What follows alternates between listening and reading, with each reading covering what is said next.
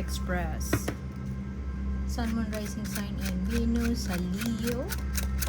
Kung hindi maka-resonate or hindi maka-relate, carry lang yon. Pwede nyo i-check out yung English readings with your sign.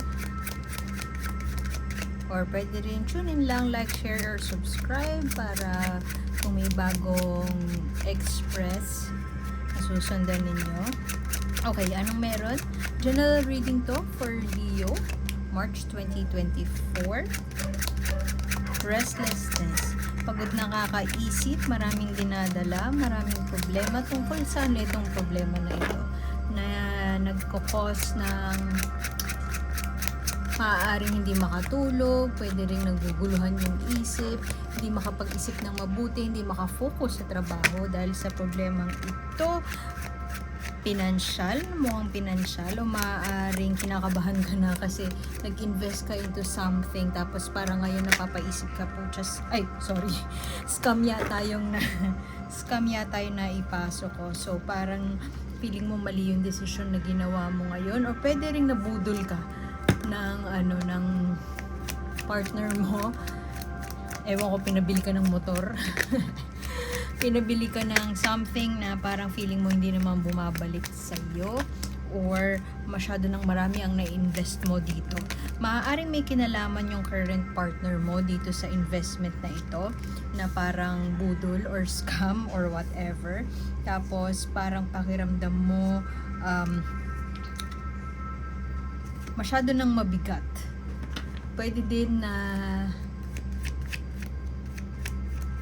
ex mo to, tapos nagkabalikan kayo, or parang tinatry nyo ulit na maging friends, pero unfortunately nakabuo kayo ng baby is on the way. And parang may bagong pagkakataon sana para i-renew nyo ang inyong attraction sa isa't isa, pero hindi mo in-expect na makakabuo kayo ng bagong sanggol.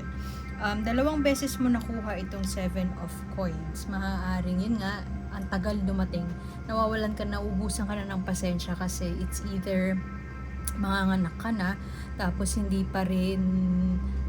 wala pa ring pera on the way, o hindi pa rin nagbubunga yung pinaghirapan nyo na, let's say, investment, business, or ewan ko, pumasok kayo sa networking, nag-invest sa kapitbahay, sa tita ng partner, sa kapatid or sa ate ng partner, at parang hindi mo makita pa sa ngayon. Tapos dumagdag pa yung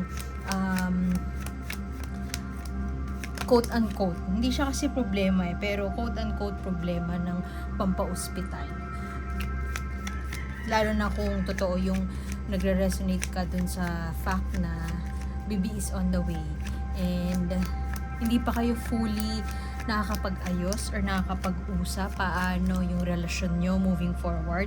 Pero eto, may bundle of joy na padating, pero sa loob-loob mo parang hindi ka masaya, hindi ka din malungkot, parang neutral. Pwede din wala kang pakiramdam, pwede din na sa sobrang pagod mo nagsawa ka na lang, wala ka nang maramdaman, or maaari din na ngayon na buntis ka, dun mo na realize na bakit ba ako nakipagbalikan pa, bakit ba binigyan ko pa siya ng chance, bakit nandito kami ngayon. Tas nakakapagod, napapagod ka na sa paghahagilap ng paraan para makaalis dun sa sitwasyon na kung nasaan kayo ngayon. Akala mo nung una pag nagkabalikan kayo, or maaaring yung iba din nakaka-relate, na akala mo pag nagkaroon ng anak ay magbabago ang trato sa'yo. Pwede rin na binigyan mo siya ng chance kasi akala mo pagbalik niya totally nagbago na siya, or may pagbabago na sa sarili niya. And nagulat ka itong mga nakaraang buwan, nagulat ka na parang hindi pa rin naman siya nagbabago, or may pagbabago pero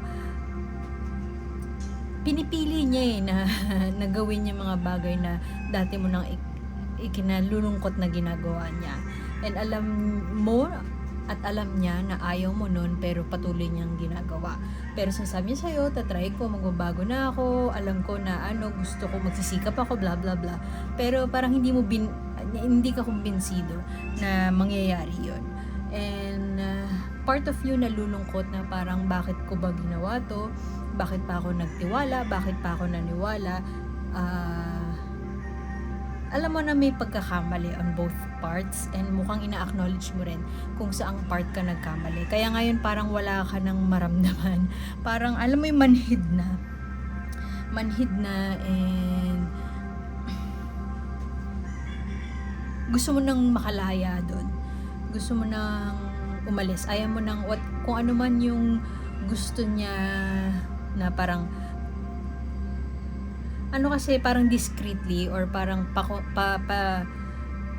sumusundot siya ng paunti-unti na hirit or humihirit siya na parang pag ginawa mo to, parang or bilhin mo na to para makasimula tayo ng bago, mag-invest na tayo sa bahay, mag-invest na tayo, umalis na tayo dito sa bubong ng parents natin o kung kanino mang parent kayo nakatira.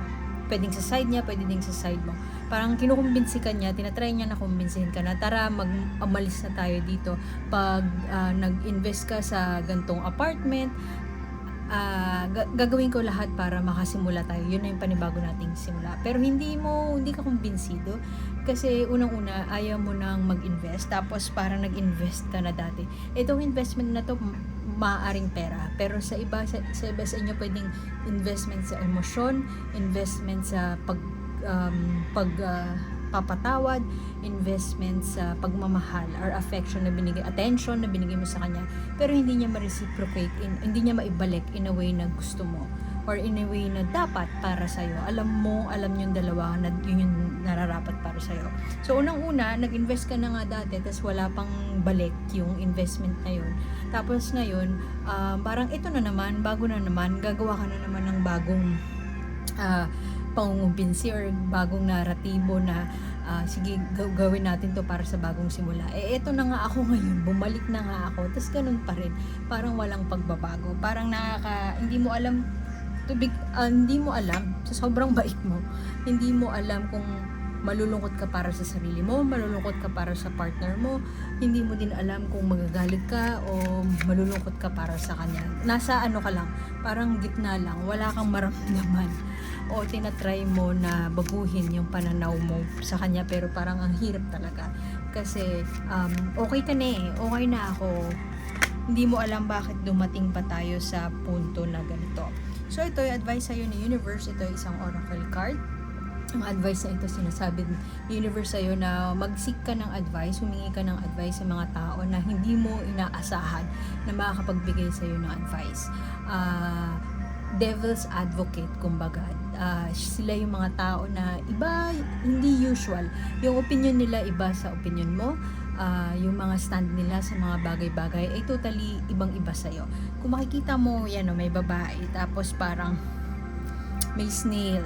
Pwede itong advice na galing sa, hindi ko sinasabi na galing sa snail, pero sa ibang tao na hindi mo usually nakukunan ng sign or ng advice. Itong reading na to, maaaring ito yung sign. Ibig sabihin nito, marami kang signs na makukuha, maaaring sa panaginip, sa street signs, literal, o sa mga kaibigan mo na matagal mo nang hindi nakikita. Halimbawa, merong kaibigan ka, old friend na nag-reach out sa'yo na parang, uy, baka gusto mong lumabas, kita naman tayo. Maaaring sign yun na sige, mag-go ka kasi maaaring sa pag-uusap niyong dalawa, meron kang mapulot na parang magkaroon ng linaw yung pinagdadaanan mo. Ikwento mo man o hindi, merong kumbaga breath of fresh air kang makukuha. Kasi usually, ang hinihingan natin na advice, yung mga tao na malapit sa atin. Pero minsan nakakalimutan natin na meron ding mga tao sa paligid natin na magbibigay sa atin ng inspirasyon sa hindi inaasahang bagay. So, antabayanan mo yung mga signs na yon. Maaring sa panaginip nga, maaring sa mga taong hindi mo nakita, maaring sa pagdarasal. Tapos pagising mo, biglang meron ka ng linaw sa kung ano yung dapat mong gawin moving forward. So, iwan ko na doon at sana makita ko kayo ulit sa susunod na buwan. At salamat. My name is A, and like, share, and subscribe. Just follow High Fives, High Vibes Taro. And thank you, and see you soon. Bye, Leo.